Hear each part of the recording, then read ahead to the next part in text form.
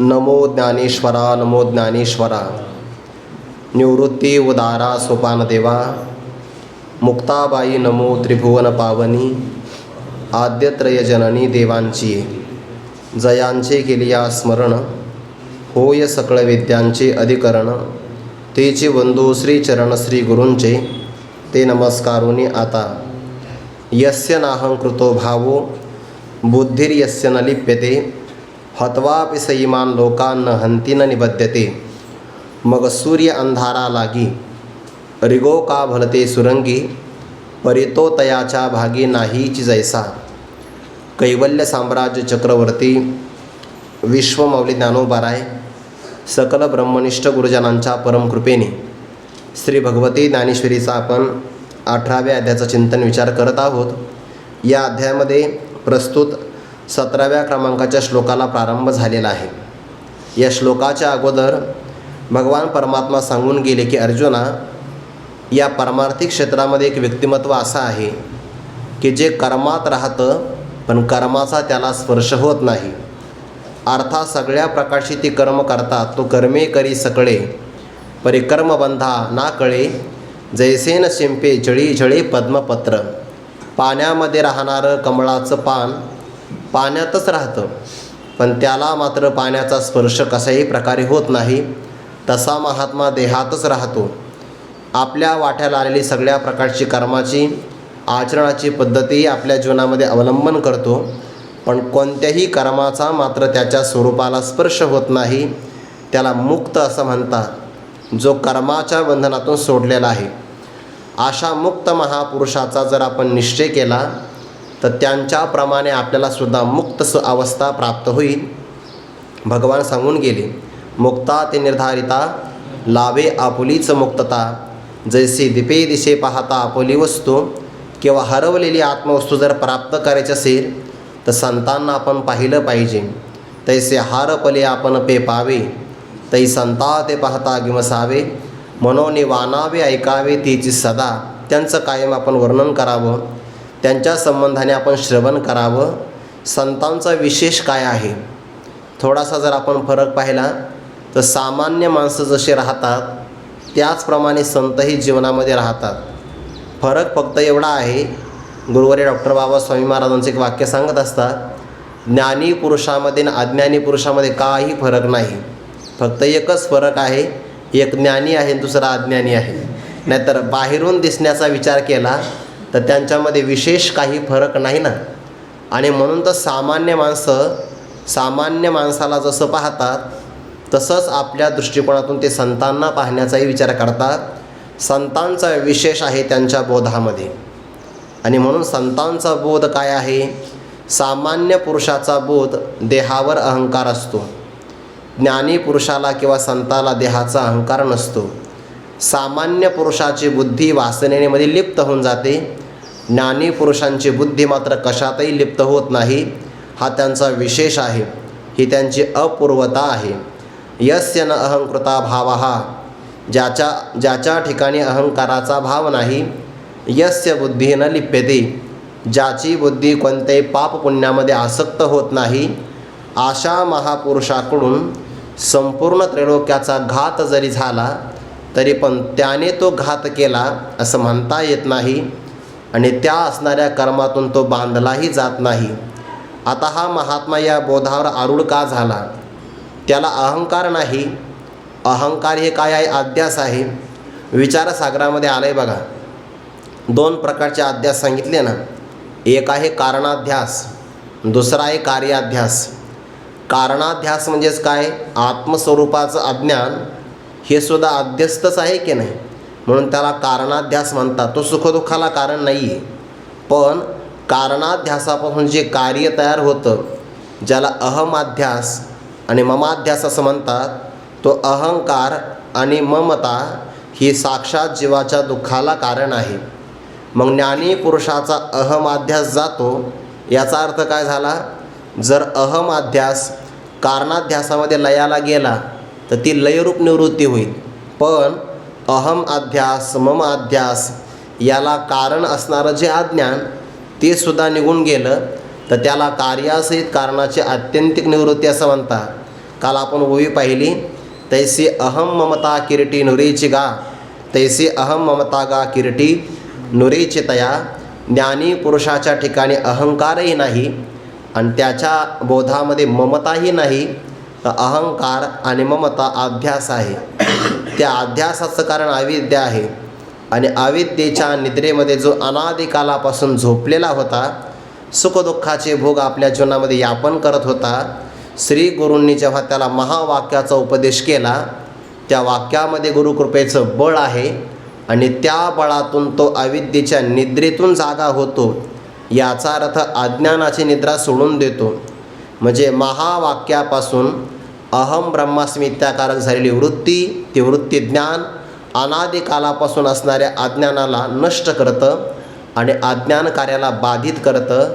सामान्य देहाची अहंता आपल्या व्यापक असणाऱ्या आत्मबोधामध्ये पूर्णतया नाहीशी होऊन जाते. अहंकार का नाही याची प्रक्रिया किंवा परंपरासुद्धा ज्ञानोबांनी सांगितली आहे.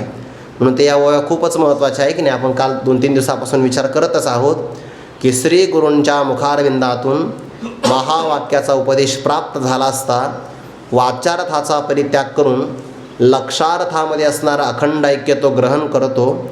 आणि जेव्हा तो लक्षार्थामध्ये अखंड ऐक्य ग्रहण करतो, एक बारकावा त्यामधला सांगता येईल आपल्याला. जीवात्मा जेव्हा परमात्मा स्वरूपाला जाणण्याकरता जातो की नाही, तर यातला भाव असा आहे, परब्रह्माला जाणल्यानंतर जाणणारा वेगळा राहत नाही. जर वेगळा राहत असेल ना तर द्वैत राहतं. ब्रह्म एक आहे आणि ब्रह्मव्यत्ता एक आहे. ब्रह्मव्यत्ता म्हणजे ब्रह्माला जाणणारा, तो झाला ज्ञाता, ब्रह्म झालं ज्ञेय. मध्यंतरी जाणण्याची क्रिया घडेल की नाही. ज्ञाता, ज्ञान आणि ज्ञेय मग त्रिपुटी आली. त्रिपुटी आली की द्वैत आलं आणि द्वैत तर परब्रह्माला सहन होत नाही. उपनिषदाचं प्रमाण आहे ना, एकम एव अद्वितीयम ब्रह्म. जे इतकं एकटं आहे की त्याला एक असं सुद्धा म्हणता येत नाही, असं ते असंग स्वरूपाचं आहे. अशा परब्रह्माला अंतर्मुख वृत्तीने जेव्हा एखादा साधक जाणण्याकरता जातो ना, तेव्हा तो जाणणारा जाणणेपणाच्या भूमिकेमध्ये शिल्लक राहत नाही. आणि जर तो शिल्लक राहिला तर द्वैत राहील.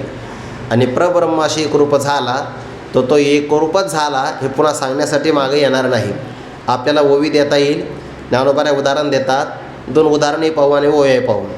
समुद्राला जाणण्यासाठी मिठाचा खडा तळाशी जातो आहे. त्याने उडी मारली म्हणजे समुद्राचं मला माप घ्यायचं आहे. समुद्राचं माप घेण्याकरता गेलेला मिठाचा खडा समुद्राशी एकरूप झाला. आता मी एकरूप झालो आहे हे सांगण्याकरता शिल्लक राहील का? राहत नाही. सामान्य जर मिठाचा खडा समुद्राला जाणण्याकरता गेला तर समुद्र स्वरूप होतो, तसा इथे उत्तम अधिकारी परब्रह्माला आत्मत्वाने जाणण्याकरता गेला तर तो शिल्लक राहत नाही. त्याला म्हणतात बाद समानाधिकरण्य आणि एक आहे मुख्य समानाधिकरण्य. कूटस्थाचं ब्रह्मचैतन्याशी अखंड ऐक्य आहे आणि जीवाला मात्र स्वस्वरूपाचा बाद करून परब्रह्माशी एकरूप व्हावं लागतं. उदाहरण देता येईल, रज्जूवर सर्प भासलेला आहे की नाही. मग आता तो सर्प कसा आहे? उत्पत्तीच्या पूर्वी नव्हता, रज्जू ज्ञानानंतर राहत नाही, मधल्या काळामध्ये राहतो तेव्हाही तो नसतोच. पण त्रैकालिक अत्यंता भावाचा विषय असणारा सर्प ज्या अर्थी रज्जूवर भासलेला आहे, तर शास्त्राचा नियम असा आहे, आद्यस्थ पदार्थाची अधिष्ठान ज्ञानानंतर निवृत्ती अधिष्ठान स्वरूपच होत असते. रज्जूवर भासलेला सर्प बिळात जात नाही किंवा एखाद्याच्या घरामध्ये जात नाही. जिथे भासला तेथेच तो लयाला जातो किंवा नाहीसा होतो. का? कल्पित पदार्थ हा अधिष्ठान रूप असतो, पण केव्हा? अधिष्ठानाचं ज्ञान झाल्यानंतर. हा जसा नियम आहे तसा व्यापक असणाऱ्या परब्रह्मावर तो जीव आहे की नाही, तो जीव स्वतःचा बाध करतो आणि मग ब्रह्मस्वरूप होऊन जातो.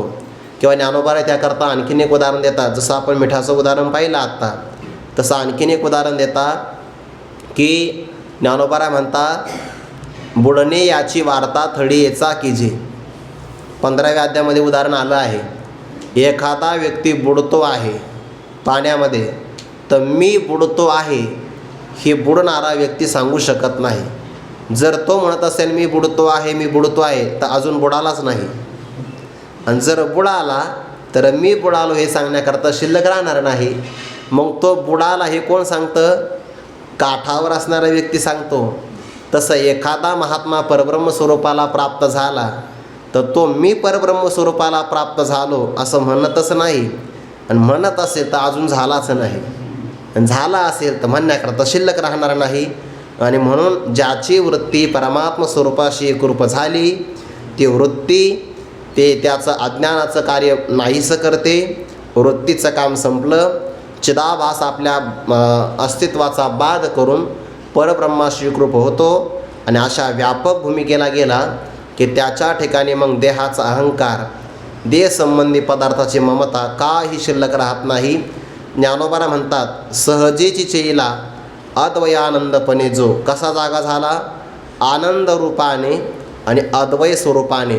थोडासा बारकावा. जो आनंदपणाने जागा झाला म्हणजे आनंदरूप झाला की नाही. विज्ञानम आनंदम ब्रह्म किंवा सत्यम ज्ञानम अनंतम ब्रह्म. जो व्यापक आनंद स्वरूपाला प्राप्त झाला त्याला दुःख अनुभवाला येत नाही. आणि जो अद्वय भावाने जागा झाला त्याला द्वैत अनुभवाला येत नाही. कसं? ज्ञानोबा आता उदाहरण देऊन पुढे सांगतात. उदाहरण पहिलं आहे सूर्याचं. मग सूर्य अंधारा लागी 409 क्रमांकाची ओवी. मग सूर्य अंधारा लागी रिगो का भलते सुरंगी परी तो तयाच्या भागी नाहीची जैसा तैसा आत्मत्वे विष्टेला होये तो जया तया दृश्या ते पाहे ते दृश्य दृष्टेपणेशी होत जाये तयाचेचे रूप. उदाहरण दिलं आहे सूर्याचं. हे उदाहरण आपल्या सर्वांना माहिती आहे. सूर्य प्रकाश स्वरूप आहे की नाही. प्रकाश स्वरूप असणारा सूर्य त्याने विचार केला की आपल्याला अहंकार शोधायचा आहे. अहंकार शोधण्याकरता निघाला.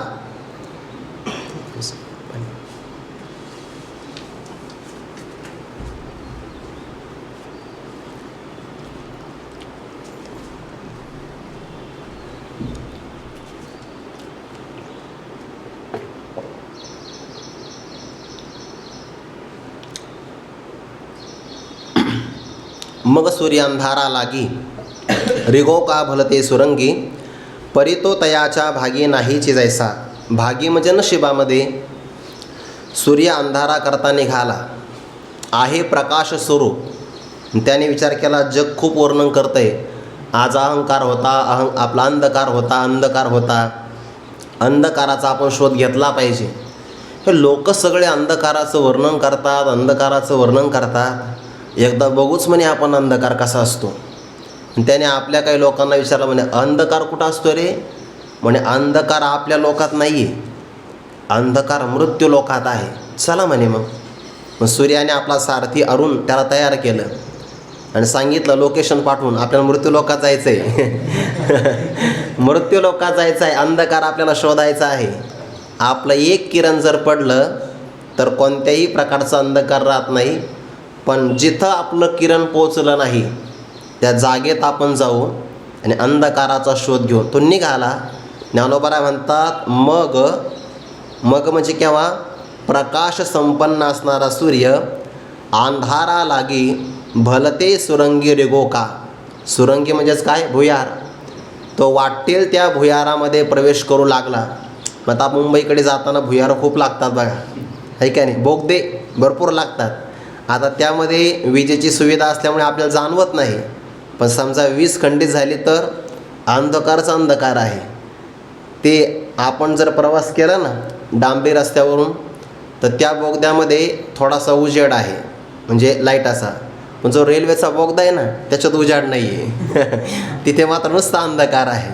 मग सूर्याने विचार केला आपल्याला अंधकाराचा शोध घ्यायचा. सूर्य अंधारा लागी रिगो का भलते सुरंगी.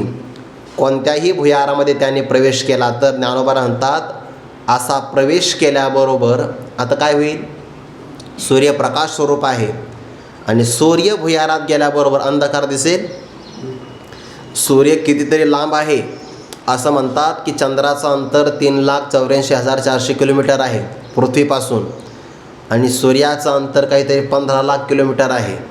आता आपण काही गेलो नाही, हे आपल्या भूगोलाच्या पुस्तकात वगैरे असतं की नाही, त्यानुसार सांगतो आहे. 15 लाख किलोमीटर असणारा सूर्य, त्याचं एक किरण जर पृथ्वीवर आलं, गुरुवारी मारुती बाबा सांगत असतात, ज्याचं एक किरण आलं की ब्रह्मांडातला सगळा अंधकार दूर करतं. आणि तो सूर्य साक्षात जर भुयारात आला तर अंधकार दिसेल. म्हणून ज्ञानोबा म्हणता, परी तो नाम तो अंधकार, तयाच्या नाम त्या सूर्याच्या भागी नाहीची जैसा. त्याच्या भागात नाही. आपण म्हणतो ना, ती गोष्ट माझ्या भाग्यातच नाही आहे, म्हणजे माझ्या नशिबातच नाही आहे. किंवा भागी म्हणजे वाट्याला, माझा भाग द्या म्हणजे वाटा द्या, असं म्हणतो की नाही आपण. म्हणजे अंधकार हा सूर्याच्या वाट्याला येत नाही. किंवा अंधकार नावाचा पदार्थ कसा असतो, हे जसं सूर्याच्या नशिबातच नाही. हे कशाकरता उदाहरण सांगायचं आहे, पुढच्या वेळीमध्ये भाव येतो. तैसा आत्मत्वे वेष्टीला होये, तो जया तया दृश्या ते पाहे, ते दृश्य दृष्टेपणेशी होत जाये तयाचेच रूप. खूप गोड ओवी बरं, ही खूपच गोड ओवी आहे. थोडीशी प्रक्रिया याकरता आपल्याला स्वीकारावं लागेल. प्रक्रिया थोडीशी बघा म्हणजे लक्षात येईल. हे आपण कायम उदाहरण पाहतो ना. आता जे व्यापक आकाश आहे त्याला आपण महाकाश म्हणतो. त्या आकाशाला जर मठाची उपाधी लागली तर त्याला मठाकाश म्हणतो. त्याच आकाशाला जर घटाची उपाधी लागली तर घटाकाश म्हणतो. व्यापक असणारं महाकाश, त्याच्या ठिकाणी मठाकाश हे नाव कशामुळे आलं, मठामुळे. व्यापक आकाशाला घटाकाश नाव कशामुळे आलं, घटामुळे. जर उपाधी बाजूला केली तर घटामध्ये असणारं घटाकाश ज्याला आपण म्हणतो, ते महाकाशाला एकरूप होण्याकरता किती वेळ लागेल, वेळच लागत नाही. किंबहुना घटामध्ये असताना सुद्धा ते आकाश काय आहे, महाकाश स्वरूपच आहे. फक्त उपाधीचा भाग असल्यामुळे ते लक्षात येत नाही. भाव असा आहे की जे व्यापक पदार्थ असतो त्याला उपाधी किती जरी लागल्या तर त्या उपाधी त्याच्यामध्ये भेद निर्माण करू शकत नाही. अगदी त्याचप्रमाणे जे सर्व व्यापक ब्रह्मचैतन्य आहे, त्या ब्रह्मचैतन्याला माया उपाधी लागली की त्याला ईश्वर हे नाव येतं. त्याच ब्रह्मचैतन्याला जर अंतकरणाचा उपाधी लागला की जीव हे नाव येतं. पण जेव्हा आपण माया उपाधी बाजूला करू विचाराने आणि अविद्या नावाची किंवा अंतकरणाची उपाधी बाजूला करू, तेव्हा चैतन्य आहे, आत्माच आत्मा आहे किंवा ब्रह्मच ब्रह्म आहे. शब्द फक्त वेगळे, अर्थ त्याचा एकच आहे. चैतन्य म्हणा, ब्रह्म म्हणा किंवा आत्मस्वरूप असं म्हणा. मग आता घटामध्ये आलेलं आकाश जोपर्यंत घटात आहे तोपर्यंत संकोचित आहे. पण घट जेवेळी फुटे तेवेळी आकाश लागे नीट वाटे, वाटा लागले तरी गगना भेटे एरवी चुके. असं घडतं का, असं घडत नाही. म्हणजे घटाकाशामध्ये असणारा सुद्धा आकाश महाकाश स्वरूपाचा आहे. तसा अंतकरणाचा उपाधी लागला तरी पण चैतन्य मात्र चैतन्य स्वरूपाचं आहे. हे झालं उदाहरण. होतं काय, अनेक प्रकारच्या उपाधी लागल्या. समजा जमिनीवर आपण 50 घट ठेवले तरी पण 50 घट जरी आले तर महाकाशामध्ये काही भेद होत नाही. किंवा दुसरं उदाहरण बघा, 50 घटामध्ये आपण पाणी ठेवलं, आकाशामधला एकच सूर्य आहे, तो 50 घटामध्ये प्रतिबिंबित झाला, तो सूर्य काही 50 तयार होत नाही. सूर्य मात्र एकच आहे. फक्त घटातल्या पाण्यामुळे प्रतिबिंब अनेक प्रकारचे होतात, हा भाग आहे. तसं चैतन्य एकच आहे, पण ते चैतन्य देह नावाच्या घटामध्ये अंतःकरण नावाचं पाणी आहे आणि त्या पाण्यामध्ये, त्या अंतःकरणामध्ये प्रतिबिंबित झाला आहे जीवरूपाने. जीवाने जर आपल्या स्वरूपाचा बाध केला, जसं की घटातलं पाणी संपलं, प्रतिबिंब कुठं जाणार, बिंबस्वरूप होऊन जाणार. त्याला वेगळं काही करण्याची गरज नाही. किंवा घट फुटला तर घटाचा आकाश कुठं जाणार, महाकाशाशी एकरूप होणार. तसं श्रीगुरूंनी ज्या साधकाला उपदेश केला तेव्हा त्याचा देहात्मभ्रांतीचा उपाधी निघून जातो आणि तो आपल्या मूळ स्वरूपाला प्राप्त होतो. आता जे ज्या स्वरूपाला त्याला प्राप्त व्हायचं आहे ते स्वरूप सगळीकडे व्यापक आहे. 3.5 हाताच्या देहामध्ये सापडलेलं चैतन्य जेव्हा 3.5 हाताच्या देहाच्या उपाधीचा बाध करतो तेव्हा ते व्यापक भावाला प्राप्त होतं. हेच उदाहरण आहे. घटामध्ये आलेलं आकाश जेव्हा घट फुटला जातो तेव्हा ते आकाश संकोचित राहत नाही, ते व्यापक महाकाश स्वरूप होऊन जातं. तसा देहामध्ये असणारा जो जीव आहे, देहाच्या उपाधीचा बाध झाला की तो परब्रह्म स्वरूपाला प्राप्त होतो. आणि आत्मतत्व हे व्यापक आहे. जो व्यापक भावाला प्राप्त होतो त्याला त्याच्या वाचून अन्य दुसऱ्या पदार्थाचा अनुभवच येत नाही. तैसा जसं की सूर्य अंधार शोधण्याकरता गेला तर सूर्याचं स्वरूप प्रकाश असल्यामुळे जसा त्याला अंधकार दिसत नाही, तसा जो आत्मस्वरूपाला ब्रह्मभावाला प्राप्त झाला तैसा आत्मत्वेविष्टीला होई. कोण आहे तो? जीव. जो जीव संकोचित भावाला सोडून आत्मस्वरूपाने व्यापक झालेला आहे, सर्वत्र व्याप्त झालेला आहे, तैसा आत्मत्वेविष्टीला होई. तो जया तया दृश्याते पाहे. त्याच्या समोर येणाऱ्या ज्या त्या दृश्य पदार्थाला तो पाहतो. मग त्याच्या लक्षात येतं की ज्या ज्या पदार्थाला आपण पाहतो ते दृश्य पदार्थ, त्याला पाहणारा हा द्रष्टा होत जाय चयाचे चिरूप. ते सगळं आपलं स्वरूप आहे. म्हणजे काय? द्रष्टाही आपलं स्वरूप आहे आणि दृश्यसुद्धा आपलं स्वरूप आहे. आपल्यापेक्षा भिन्न द्वैत अनुभवाला येत नाही. आता याला प्रक्रियाही सांगू आणि याला उदाहरणे सांगता येईल. विचारसागरात एक उदाहरण दिलं आहे. पहिल्यांदा ते उदाहरण बघा, म्हणजे या ओळीचा भाव आपल्यासमोर उलगडता येईल. कंदिलाचं उदाहरण दिलं आहे. कंदिलामध्ये मुख्य ज्योत आहे ना, मुख्य ज्योत कंदिलामध्ये आहे. त्या कंदिलाच्या मुख्य ज्योतीतला प्रकाश काचेत येतो, काचेतून बाहेर पसरतो. बाहेर पसरलेला एखाद्या पदार्थाला व्यापतो. 3 भाव लक्षात ठेवा. काचेत आलेला प्रकाश ज्ञाता आहे, काचेतून बाहेर पडलेला प्रकाश ज्ञान आहे आणि ज्या पदार्थाला व्यापलं ते ज्ञेय आहे. म्हणजे ज्ञेय, ज्ञान आणि ज्ञाता त्रिपुटी आली की नाही? ज्ञाता, ज्ञान आणि ज्ञेय या सगळ्यांच्या ठिकाणी प्रकाश कोणता आहे? मूळचा ज्योतीचा प्रकाश आहे. जर मूळचा ज्योतीचा प्रकाश नसता तर तो प्रकाश काचेतही आला नसता, काचेतून बाहेरही पसरला नसता आणि बाहेरून पदार्थाच्या आकाराचा झाला नसता. म्हणजे सर्व जगामध्ये जी त्रिपुटी अनुभवाला येते, जसं की ज्ञाता, ज्ञान, ज्ञेय या त्रिपुटीमध्ये मुख्य ज्योत मानावी लागते. तसं ज्या चैतन्याला अंतःकरणाचा उपाधी लागला, बारकाईनं बघा बरं, त्याला म्हणतात ज्ञाता किंवा त्याला म्हणतात द्रष्टा. अंतःकरणाचा चैतन्याला उपाधी लागला की झाला ज्ञाता किंवा प्रमाता. अंतःकरणाच्या वृत्तीचा उपाधी लागला, आता अंतःकरण नाही आहे, आता वृत्ती, वृत्तीचा उपाधी लागला की त्याला काय म्हणतात? ज्ञान किंवा प्रमाण म्हणतात किंवा त्याला दर्शन म्हणतो आपण. शब्द वेगळे पण अर्थ एकच असतो. आणि त्याच चैतन्याला जर विषयाचा उपाधी लागला की त्याला आपण विषय म्हणतो, दृश्य म्हणतो, असे आपले शब्द आहे. म्हणजे ज्ञाता, ज्ञान, ज्ञेय म्हणा किंवा द्रष्टा, दर्शन आणि दृश्य म्हणा. जे वृत्ती ज्ञानाने पाहिलं जातं, दर्शन ज्याचा विषय होतो त्याला म्हणतात दृश्य आणि त्या दर्शन साधनाने जो पाहतो त्याला म्हणतात द्रष्टा. म्हणजे द्रष्टा, दर्शन आणि दृश्य, ज्ञाता, ज्ञान आणि ज्ञेय या सगळ्यांच्या पाठीमागे चैतन्य मानावं लागतं. अंतःकरणाचा उपाधी माना तरी चैतन्य आहे, अंतःकरण वृत्तीचा उपाधी माना तरी चैतन्य आहेच आणि विषयाचा तुम्ही उपाधी माना तरी चैतन्यच आहे. म्हणजे काय?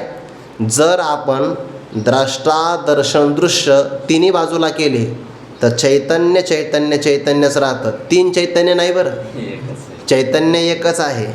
फक्त तुम्ही उपाधी मानल्यामुळे आम्हाला एवढे भाग करावे लागले. म्हणजे चैतन्य कसं आहे? अखंड आहे. अखंड आहे म्हणजे खंड होत नाही, पुन्हा व्यापक आहे. आणि अशा अखंड व्यापक चैतन्याला जो प्राप्त झाला त्याने मग कोणत्याही पदार्थाला पाहिलं. उदाहरण देता येईल आपल्याला. आपण सोनाराच्या दुकानामध्ये गेलो, आपण अलंकार पाहिला. आता त्या अलंकाराचे प्रकार आपल्याला जास्त माहिती नाही बरं, तो आपला विषय नाही ना. पण यदा कदाचित आपण कानातला अलंकार पाहिला की त्याला काय म्हणतात? कुंडल वगैरे म्हणतात.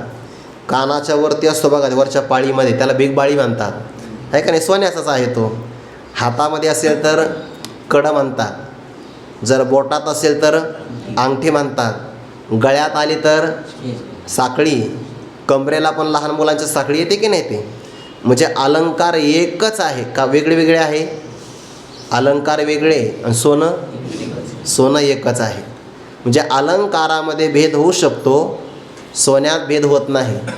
जेव्हा सामान्य पुरुषाची नजर असते तेव्हा तो अलंकारालाच पाहतो, आणि सोनाराची नजर असते तेव्हा तो फक्त सोनंच पाहतो. तसं सामान्य पुरुषाची नजर असल्यामुळे सामान्य पुरुष जगाला पाहतो, आणि ज्ञानी पुरुषाची नजर ब्रह्मदृष्टी असल्यामुळे तो जया तया दृश्याते पाहे. तो समोर येणाऱ्या ज्या त्या पदार्थाला पाहिल, तो पदार्थ काय आहे ते दृश्य, आणि तो असणारा द्रष्टा हे आत्मस्वरूप आहे सगळीकडे. द्रष्टा म्हणजेच काय? अंतःकरणाचा उपाधी लागलेलं चैतन्य, त्याला म्हणतात द्रष्टा. आणि विषयाचा उपाधी लागलेलं चैतन्य त्याला काय म्हणतात? दृश्य. विषय बाजूला करा तरी चैतन्यच आहे, अंतःकरण बाजूला करा तरी चैतन्यच आहे, आणि अंतःकरणाचा वृत्तीचा भाग बाजूला करा, ज्ञान म्हणजे चैतन्यच आहे की नाही. आणि म्हणून जो जीव आपल्या आत्मभावाला प्राप्त झाला तेव्हा तो कोणत्याही पदार्थाला पाहत असेल तर त्याच्या लक्षात येतं, अरे कोणताही पदार्थ हा वेगळा नाही आहे, सगळं माझं स्वरूप आहे. म्हणून ज्या त्या पदार्थाला तो पाहत जाईल ते दृश्य द्रष्टेपणेशी होत जाये तयाचेचे रूप. आणखीन एक भाव सांगतो याच्यामध्ये प्रक्रियेचा. बरं, आणखीन एक ओवी आणि एक प्रक्रिया, म्हणजे हा विषय पूर्ण संपुष्टामध्ये येईल. आणखीन एक भाग असा आहे, स्वप्न पडतं की नाही आपल्याला? म्हणजे स्वप्न पडतं, हा स्वप्नातला विचार जागरून ऐकावा लागतो. स्वप्न पडतं की नाही? आता स्वप्नाचा विचार असा आहे, स्वप्नामध्ये बाहेरचे पदार्थ आपल्या कंठात येत नाही, कारण स्वप्न कंठात पडतं. कारण बाहेरचे पदार्थ मोठे आहे आणि जागा कमी आहे, बाहेरचे पदार्थ इथं मावू शकत नाही. पण नियम असा आहे की ज्या अर्थी प्रतीतीला येतात, उत्पत्तीशिवाय प्रतीतीला येत नाही. म्हणजे स्वप्नस्थ पदार्थांची प्रतीती मानायची असेल तर त्याच्या अगोदर त्याची उत्पत्ती मानावी लागते. आणि नियम असा आहे, स्वप्नस्थ पदार्थ जागृतीमध्ये उपयोगाला येत नाही, म्हणजेच खोटे आहेत. आणि मिथ्या पदार्थाला पाहणारा द्रष्टा हाच त्याचं उपादान कारण असतो. म्हणजेच काय? ज्ञानोबरांची ओवी आहे, जैसा चैला तो अर्जुना, म्हणे स्वप्नीची ही विचित्र सेना, मीची झालो होतो ना निद्रावशे. आता सेना ते सेना नव्हे, हे मीची एक आघवे, ऐसे एकत्वे मानवे विश्वतया. स्वप्न पाहणारा व्यक्ती जेव्हा स्वप्नातून जागा होतो तेव्हा तो म्हणतो, अरे स्वप्नातले सगळे पदार्थ त्यांच्या आकाराने मीच प्रगट झालो होतो. म्हणजे स्वप्न पाहणाराच हा स्वप्नस्थ पदार्थांचं काय आहे? उपादान कारण आहे. म्हणजे तोच स्वप्नातल्या अनेक पदार्थांच्या आकाराने नटलेला आहे. म्हणजे त्या पदार्थामध्ये त्याची सत्ता आहे, किंवा ते पदार्थ त्या पाहणाऱ्या व्यक्तीहून भिन्न नाही, म्हणजे एकरूपच आहे. तसंच जो आत्मभावाला जागा झाला आहे तो जेव्हा जगाकडे पाहतो तेव्हा त्याचा अनुभव आहे, वासुदेव सर्वमिती स महात्मा सुदुर्लभः. तो जिकडे पाहिल तिकडे त्याला अनुभव काय येईल? जयाच्या प्रतीतीच्या वाखारा, पवाड होये चराचरा, तो महात्मा धनुर्धरा दुर्लभाती, हे समस्त हे श्री वासुदेव. ऐसिया प्रतितिरसाचा ओतला भाव, म्हणून भक्ता माझी राव आणि ज्ञानिया तोची. स्वप्नामध्ये मिथ्या पदार्थाला पाहणारा द्रष्टा हा त्या पदार्थाचं मूळ कारण आहे, म्हणजे तोच पदार्थाच्या रूपाने झालेला आहे. तसं जगत जेव्हा आपण पाहतो, जगताच्या आकाराने आपलंच तर आत्मवस्तू नटलेली आहे, म्हणून ते दृश्य द्रष्टेपणासहित त्याचंच रूप होऊन जातं. तो कसा आहे मग? ते आत्मतत्व दृंगमात्र आहे. बरं, दृंगमात्र आहे ना, त्याच्या ठिकाणी द्रष्टा भाव आहे ना, दृश्य भाव आहे ना, दर्शन भाव आहे. कारण अंतःकरणाचा उपाधी लागला की मग द्रष्टा, अंतःकरणाचा वृत्तीचा उपाधी लागला की मग दर्शन, आणि विषयाचा उपाधी लागला की मग दृश्य. पण ज्या स्वरूपामध्ये ना विषय आहे, ना अंतःकरणाची वृत्ती आहे, ना अंतःकरण आहे, मग काय आहे? केवळ स्वरूप आहे.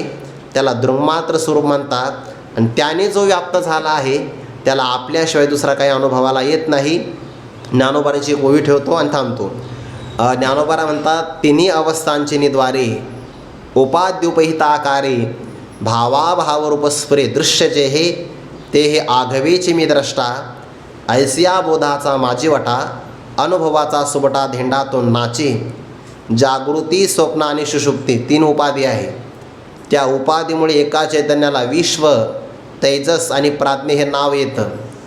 जागृती आणि स्वप्नामध्ये भावपदार्थ आहे, सुषुप्तीमध्ये अभाव आहे. पण तीन अवस्थांचे अभिमानी उपहित चैतन्य, भाव आणि अभाव रूपाने स्फुरण पावणारे सगळे पदार्थ त्याचा द्रष्टा मात्र किंवा दृङ्मात्र चैतन्यच त्याचं एक कारण आहे.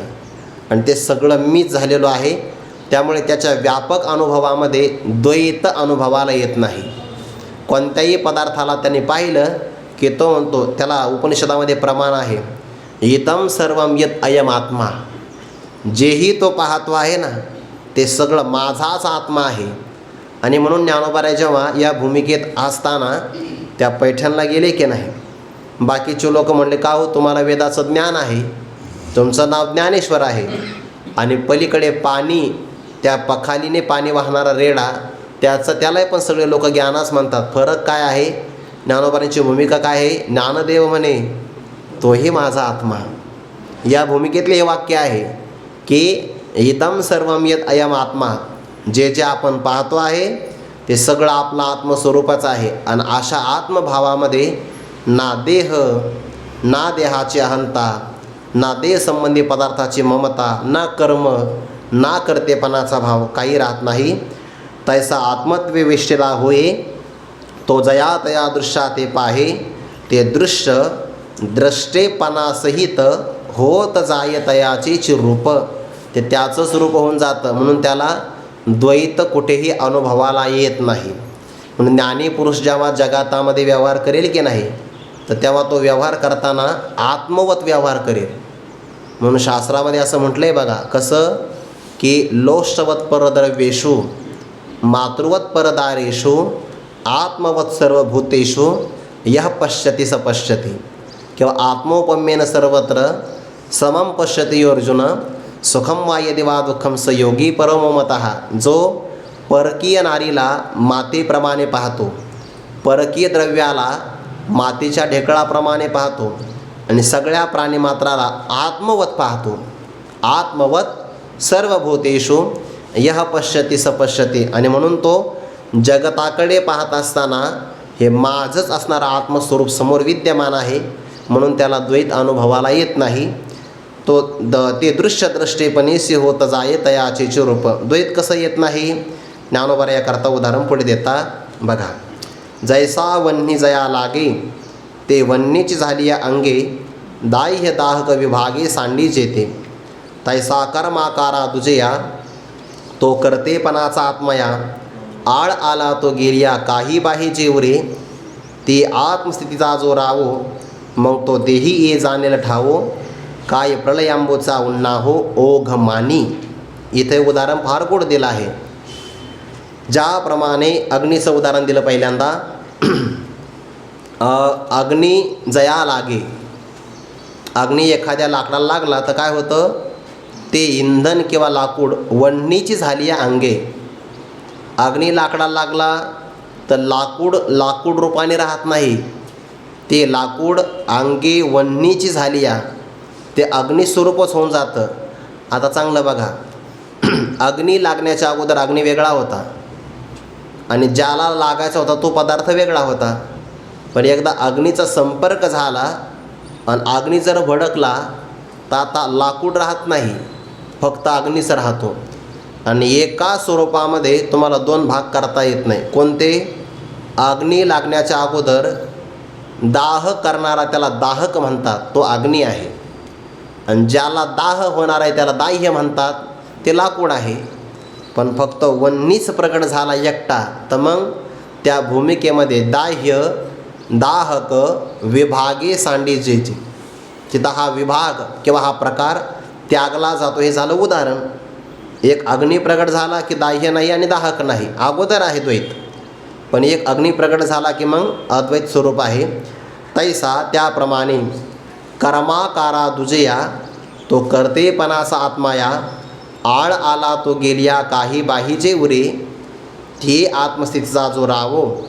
मग तो देही ये जाणेल ठावो, काय प्रलयंबूचा उन्नाहो ओघ मानी. तैसा त्याप्रमाणे कर्माकारा दुजया, कर्माकारा म्हणजेच कर्माच्या आकाराने, आणि दुजया म्हणजे द्वैतपणाने. अगोदर या श्लोकामध्ये आपण पाहिलं आहे बघा, कर्माची 5 कारणे ना, अधिष्ठानम, कर्ता, पृथक्विध करण, पृथक्विध चेष्टा आणि 5वं कारण दैवम. पण हे सगळे कर्माला कारण आहे. पण काय होतं, कर्माचा कारण जीव असताना कर्माचा आरोप मात्र आत्म्यावर केला जातो. म्हणून कर्माच्या आकाराने दुजेपणाने तो करतेपणाचा आत्मा या आळ आला.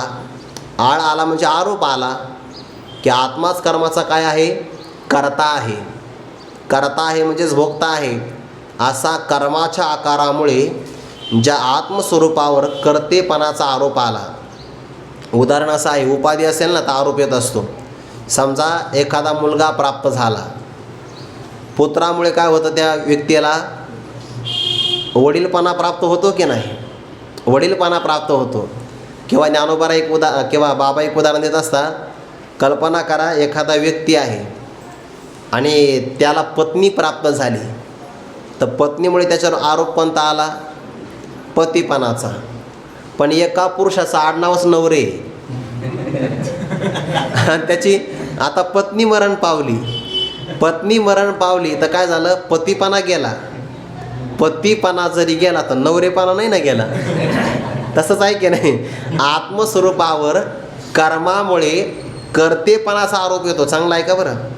कर्मामुळे तो कर्ता ठरतो, पण कर्म निघून गेलं तर कर्तेपणाचा भाव निघून जातो. पण आत्मा स्वरूपाने राहतो. म्हणजे सापेक्ष जे भाव असतात ना, ते उपाधीमुळे येतात. आणि उपाधी गेला तर ती म्हणजे एखाद्याची धर्मपत्नी मरण पावली, तर मरण पावलेली पत्नी पतिपणाचा जो भाव त्या व्यक्तीच्या ठिकाणी आला आहे, त्या पतिपणाच्या भावाला घेऊन जाते, पण त्या व्यक्तीला घेऊन जात नाही. म्हणजे त्याचा आडनाव जर नवरेच असेल तर तो मरेपर्यंत नवरेच राहील, आहे की नाही.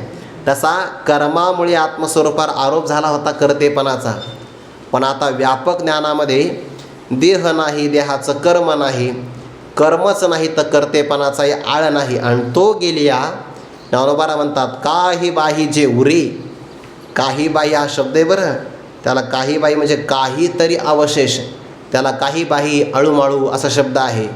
जे शब्दामध्ये व्यक्त करता येत नाही, ज्यामध्ये वाच्य आणि वाचक भाव सांगता येत नाही, अशा एखाद्या आत्मवस्तूचं वर्णन करायचं असेल तर त्याला काही बाई तरी म्हणावं लागतं.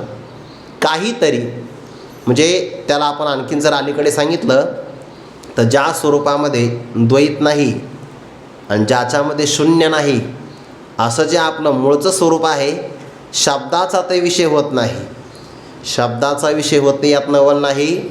वृत्तीज्ञानाचा विषय होत नाही.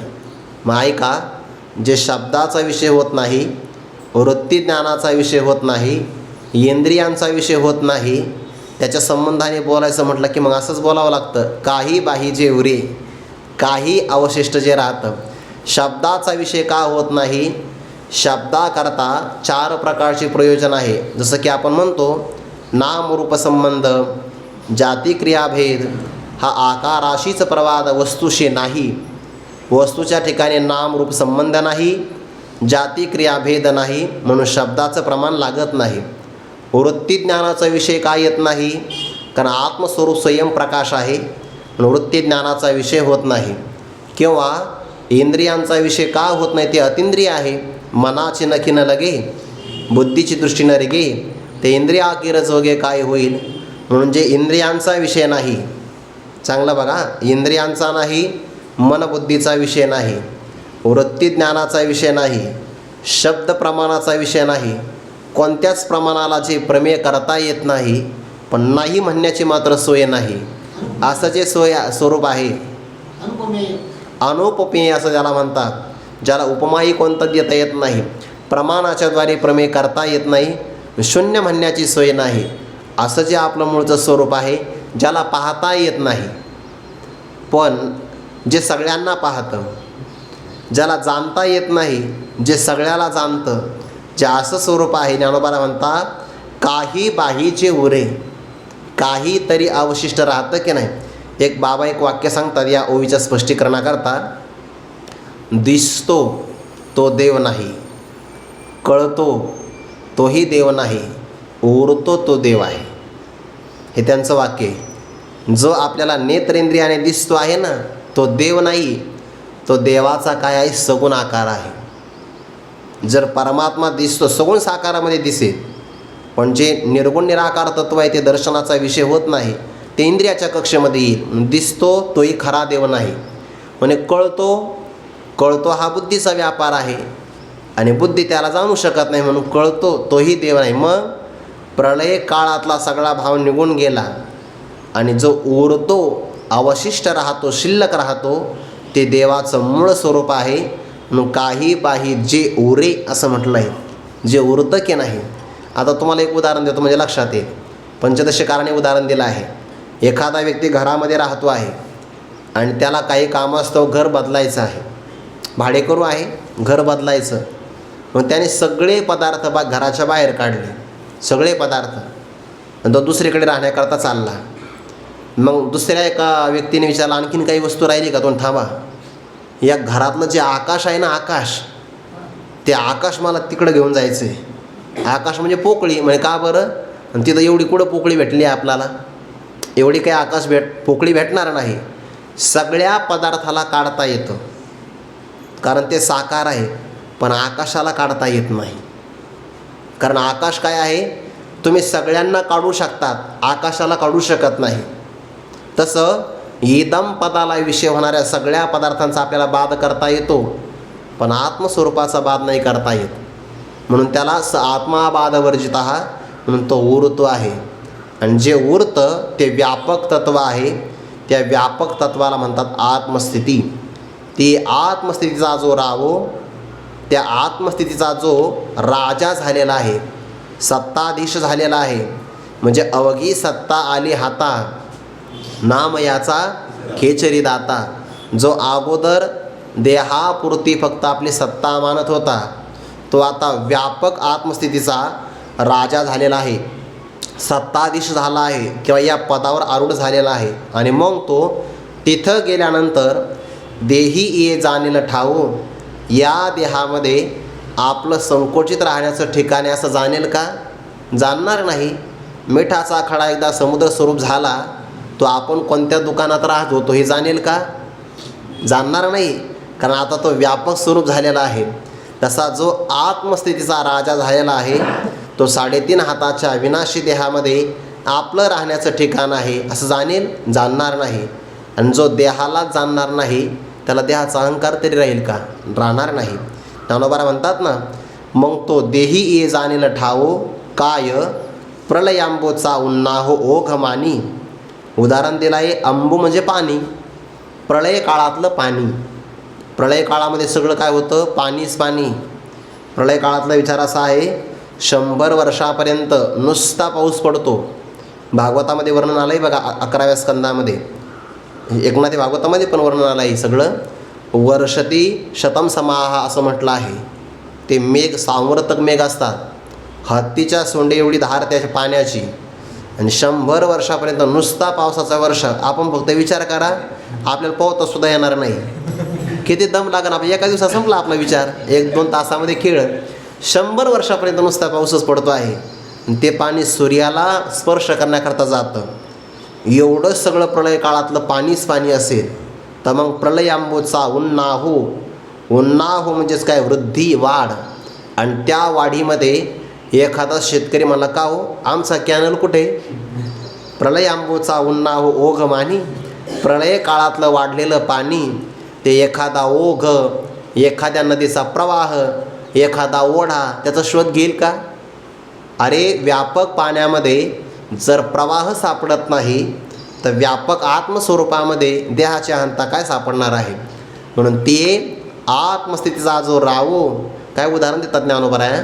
म्हणून तो तुकोबरा म्हणतात ना, तुका म्हणे नेनो युक्तीची ते खोली, मनोनी ठेविले पायी डोई, प्रलय काळाचं पाणी अथांग आहे.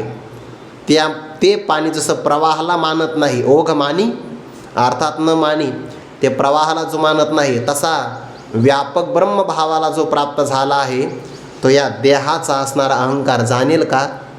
अर्थात जाणणार नाही. म्हणून प्रलयांबूचा उन्नाव ओघ मानी, तैसी ते पूर्ण अहंता, काही देहपणे पंडसुता, आवरे काही सविता बिंबे धरिला.